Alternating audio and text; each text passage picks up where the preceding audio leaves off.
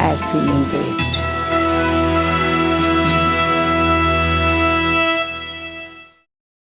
Om Shanti and welcome to Light of Knowledge.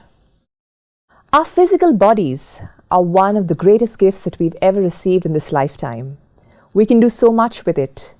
Walk, run, perform our professions, perform the various roles that we need to. Yet at times we have certain insecurities associated with our bodies. Let's dispel some of these in our conversation with Sister Shreya from the Brahma Kumaris. Welcome to the show, Sister. Thank you. Om Shanti. The Sister, in our previous episode, we spoke a lot about how we get attached to our bodies and make it part of our identity. We spoke about fears associated with losing bodily functions, fear of death. We spoke about how there is so much of emphasis on looking beautiful, on not aging. And I thought I'll take this conversation a little bit further, especially when it comes to physical beauty. You know, there's a new profession now which is called image consultants, which is where you are trying to make people look good for their jobs. And looking good means, you know, dressing well, knowing how to do your hair well, do your makeup well, knowing how to walk with confidence, how to sit, the right etiquette, all of that. And there is such emphasis associated with how you look just to get the job. I wonder whether that will sustain the person in the job at times. Yeah, we see these lot of industries coming up, you know, the cosmetic industry, the laser industry, and many more industries which are trying to make us feel beautiful, look beautiful. We also think that when we become beautiful, we'll be successful. I think when you're associating with the jobs, it's more that if I'm going to look beautiful, I'll be confident, I will get the job and I'll be successful. It's important to look good, to look decent, to look royal, to look simple, or, you know, that is fine. There's nothing wrong with that. But I don't think it can sustain you. The first impact can be there because everybody is more body conscious. Nobody is nowadays living with the awareness of who I am. So in the first go, they probably will not see you as you are. So they're going to judge you the way you look, you know, how confident you are, what you wear. Maybe it can add to it. But if you're looking to get a job through that, I don't know how you will sustain it. Because you could be sitting in a meeting, looking all very nice, wearing all the branded clothes, looking very, very pretty. But if you don't have any ideas, no creativity, no social skills, how will you sustain it? And over a period of time, people realize and they are more careful to take in talent than just take pretty people. Yeah. In fact, I don't know whether you've heard of this entire concept which is called power dressing, you know, where there is a lot of emphasis on how you dress for the job. So much so that you are expected to dress for the higher role. So if you want to become a vice president and you're a manager today, you better dress up like a vice president. So that when you walk around on the floor, it does have a kind of an influence on the person who's going to make that decision. You know, sometimes it's a neck-to-neck competition, and just when you look like the higher role, they say you will get the job. Maybe when you don't develop yourself from inside quite a lot, then you develop all these outer personality skills, which is fine. There's nothing wrong in that. But I was reading some time back, there's this director of very big company, Mark Zuckerberg of Facebook. And this very beautiful part where they asked him a question. He's somebody who only wears grey shirts.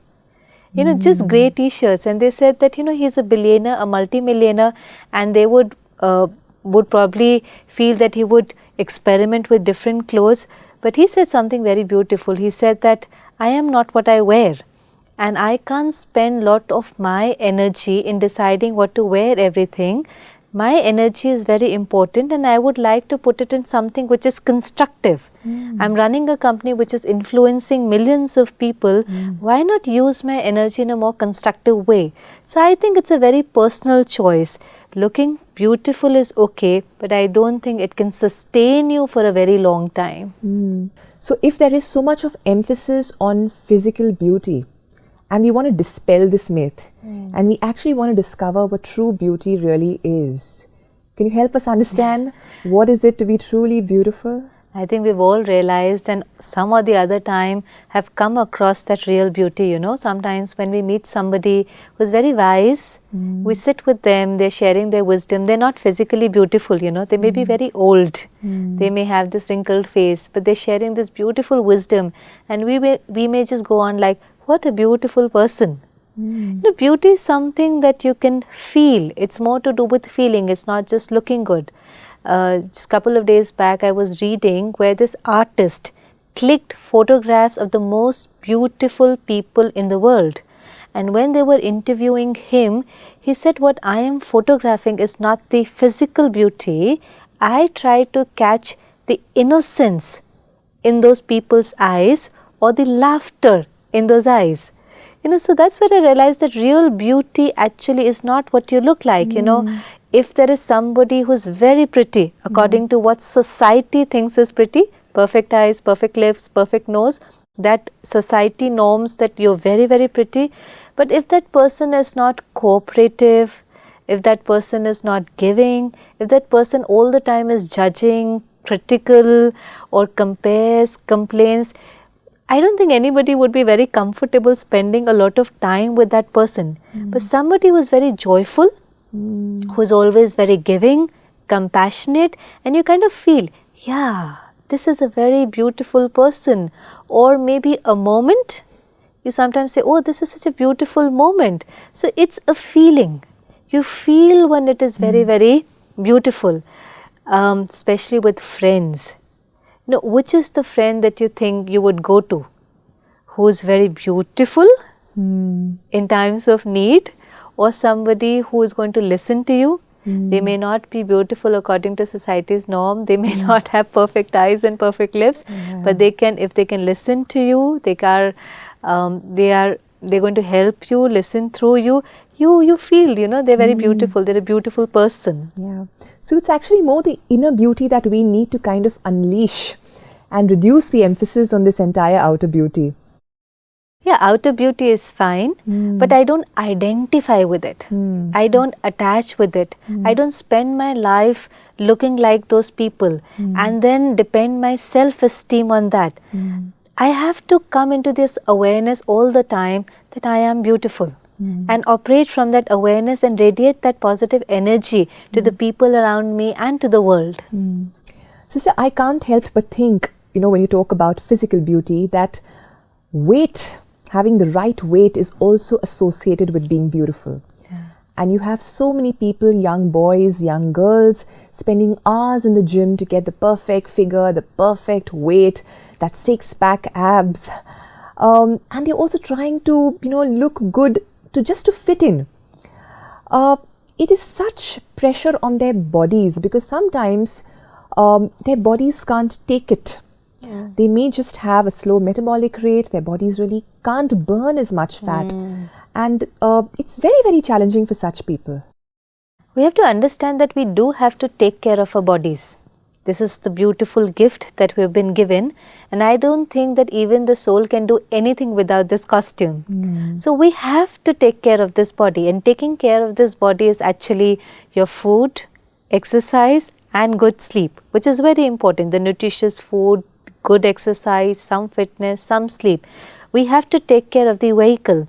But some people are not just taking care of their vehicles, they are abusing their vehicles. They're abusing their vehicles to an extent that where they're damaging their vehicle just to look good and get that approval from outside, where the public would say, oh, you have six-pack, or if you have something. To get that public opinion, you may go to any extent. You may take pills, you may take injections, you may pump in adrenaline. I think that's very damaging because this is my vehicle.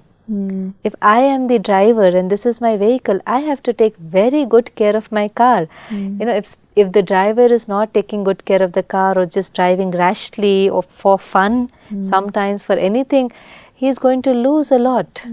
I have a friend who has chronic weight issues. He's got a very heavy build. And in order to reduce his weight, because gymming doesn't really work, he will skip breakfast, he will skip lunch, and he'll have just one meal a day, which is dinner. That has kind of made his body in a situation where there's so much of pressure. I don't even think at times he gets the right nutrition. I met this person, when you're talking about the weight issue, this girl is a little plump and the body is plump. But she is attached so much to her body that she stopped going out. The mother came up to me and said that this girl does not go to any parties or at any social functions because she's so conscious of the body all the time. And I think the commentary that she's creating all the time is that I am fat. I have so much weight. I don't look good. Now this is affecting her self-confidence and self-esteem. The body is fat. Not I am fat. My body is fat. My body has excess weight. I have to do something about it. It is not right. I have to do something about it. But I will not be able to do anything about it if I start suffering when I say I am fat. I am ugly. People will not like me. People will not talk to me. People will not accept me. I will not be accepted in social circle. This constant chattering, it kind of reduces your self-esteem. Crashes your confidence. You're not able to go out. Now in this stage, I don't think she'll be able to help herself even in reducing the weight because you need the energy and strength to go through that, what you're saying, even to lose weight, the whole exercise, the fitness, it requires a lot of determination. It requires a lot of daily practice, daily grind. But when you feel so low, it's impossible to even go through that. Isn't it important, sister, for us to just accept our bodies? Sometimes you may burn more fat and you may be skinny. Sometimes you may not be able to burn enough fat and may be plump. But after a point, isn't it important for us to say that, okay, this is the way my body is. I can't push it to conform into society's standards. Yeah. Is that possible? Yeah, it's like different capacities of the car. You know, I am sitting in Maruti and I start comparing with Honda City, just putting too much pressure. If the capacities are different, because we have different body types, physical capacity can also be different and it is different for different people. You can increase your capacity to an extent, but you can't compare the capacities of two bodies. And if I keep comparing Maruti to Mercedes, what will happen? Yeah. The Maruti will get damaged. This is what we are doing. The physical capacity is different. So I have to increase my capacity. But I keep comparing it with, and you know, all these people who we see on the magazines or we see on television, it's their profession, they are doing it, they are anyways very, very insecure. They are so insecure that if they don't get that constant approval from public, they feel low.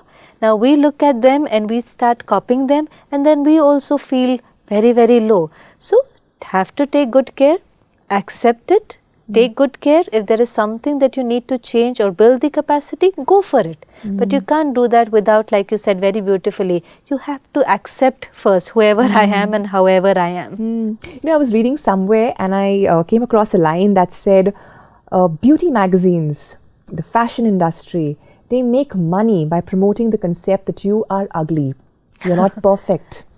And that's how they are able to make money, by selling cosmetic products, by selling different kinds of styles, different kinds of bags, shoes and all of that, by saying you're not good, you can be much better. And they make you feel that void, they make you feel ugly, and then you're in that race for that perfect image. After all, it's an industry. An industry sitting there to make profit. Yeah. And when you have to make profit, sometimes they can play with the emotions of the people. So, something, the magazine says a particular trend. They say you look good when you're like this. So you put in time, energy, money, everything to be like that. And by the time you become that, you haven't even enjoyed that phase. And then the next month they say, no, not this. If you're this, you're not good enough. Now you have to be like this. So then again you go on a journey to be like that, and it's a constant journey which is very, very draining actually. It may give you a temporary high, but it can be very draining over a period of time if you're not comfortable with who you are. That's true. Another sensitive topic I'd like to touch upon, your sister, is racism. We all have different skin colors. And sometimes the color of your skin becomes an identity. And it's also the basis on which there's a lot of discrimination. And it's difficult for people probably of darker skin tones to come out of that inferiority complex. And again, who decides what's good? Again, it's somewhere the society says that dark is bad and white is good. And to an extent, we can identify it to such an extent that race today has become one of the biggest reasons for war. So much conflict that you see in the world is because of racism. Even you can see it in your sports arena. You can see it in daily, you can see it everywhere actually. And it can bring people together or it can take them apart. And I was reading this, that there was this girl in Africa and her sister was of a fairer complexion. So her mother found this young girl in a washroom scraping her skin. And what was very shocking, that this does not happen in a country where everybody is of a fairer skin. This happened in a country where maximum people are of darker skin. With just comparison with the sister, because the sister was of a fairer skin, she was found scraping. Now imagine that little child is feeling so inferior and thinks that if I scrape my skin, I will become fairer. It was so shocking for me and so damaging for the child. And that's where, when I come into the awareness that I am being, I am this beautiful soul, and whether the color of my body is black, white, dusky, it doesn't matter. It is just the color. If your car is black or white or grey, how does it matter? Everything within is just same. But I know, when you identify with the body, you identify with beauty, then you identify with color, it has so much damage on children, adults and everywhere in the world. You see a lot of the matrimonial ads also put that emphasis, looking for fair complexioned, beautiful, tall. Very interesting description, but there's a lot of emphasis even in our own country on fair complexion being superior. And I'm sure it's so tough for those who are darker skinned to get alliances when they're not fair. And sometimes when people are they cannot meet these needs, these ads which they say that you have to be this tall and you have to be this color skin, they feel very, very inferior. And they sometimes also feel like an object. You're looking for somebody, you're not looking for a being, you're not looking for any qualities, but what you're looking for is this particular package, which has this height, this color, and people who are not, because this is not in your hand. It's amazing how some people are they feel superior when they look good. There is no contribution in that. I can still understand if you feel good for a particular trait, like you're very honest or you're very hardworking, at least you've put in that effort. But body is a gift. It's a gift from God. And all bodies are fine, whatever the body type, whatever the color. Somebody very beautifully said that no matter what the color is, the color of the blood, sweat and tears for everyone around the world is same. Yeah, you're all the same inside. That brings that kind of equality, the feeling of brotherhood, the feeling of genuine compassion for everyone. You feel that you're connected. Otherwise, when you see somebody who has a different color, you either feel inferior or you feel superior. You don't think that there's any connect between us. Sister, another aspect that I'd like to look at is the world of sports. Performance over there is really based on how strong, efficient, effective your body is. In short, fitness. And sportsmen spend a lot of hours trying to make their bodies fit, nourishing those bodies well.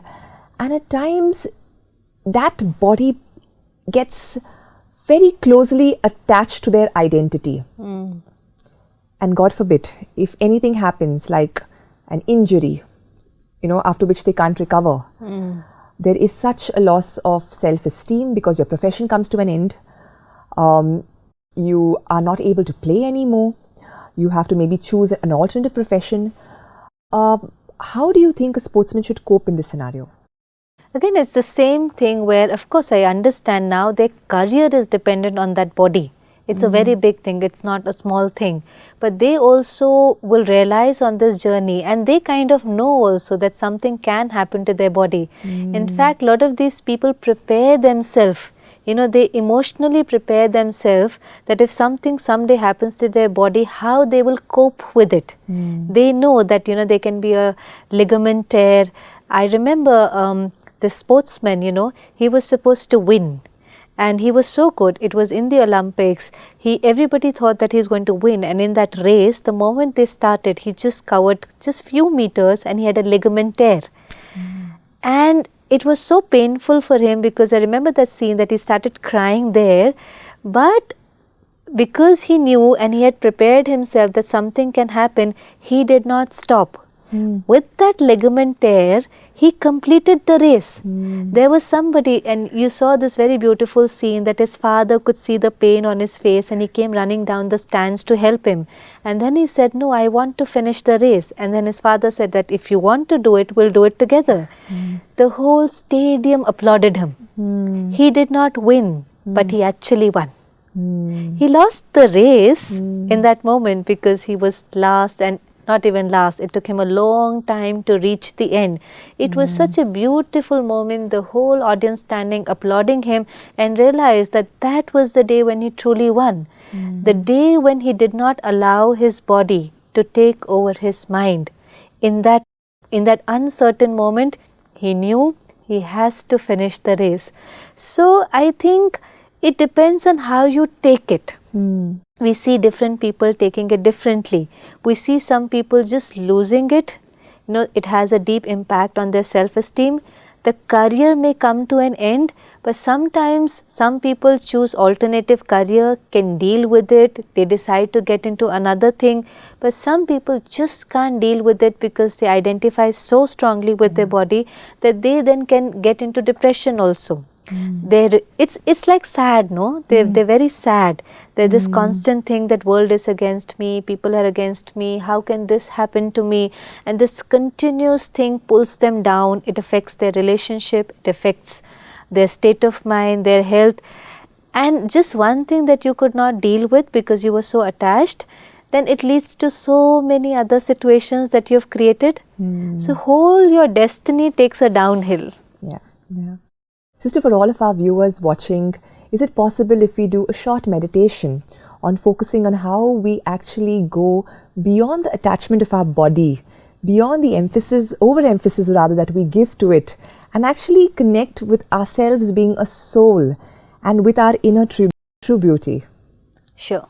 Just for a moment, come into the awareness that I am a soul. I'm this beautiful energy, and I've acquired this body. What I see everything in the mirror is not who am I.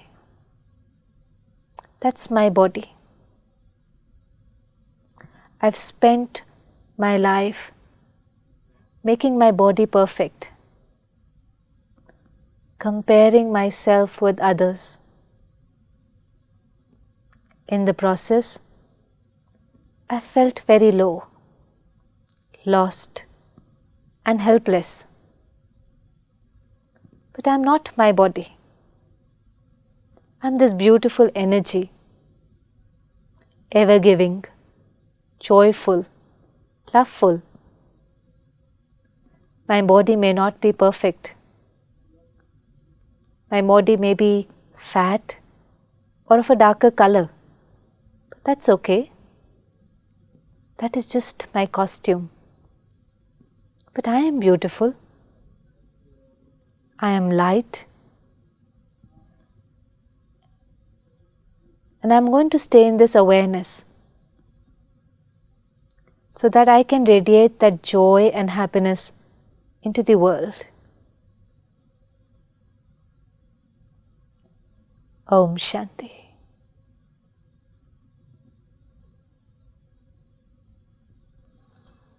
Thank you for that meditation, sister. I think it'll really help people who are having challenges with accepting their bodies, accepting the fact that their skin is of a different color.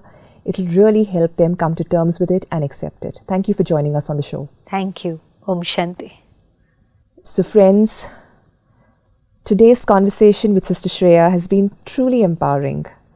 It goes beyond the fact that you are not a body. Your body is just a costume. It's just a dress that you wear.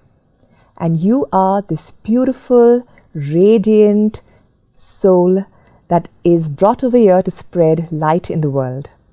I hope you find your true purpose in life and discover your true beauty. Thank you for watching. If you have any questions, comments, or feedback, do feel free to write to us. Take care.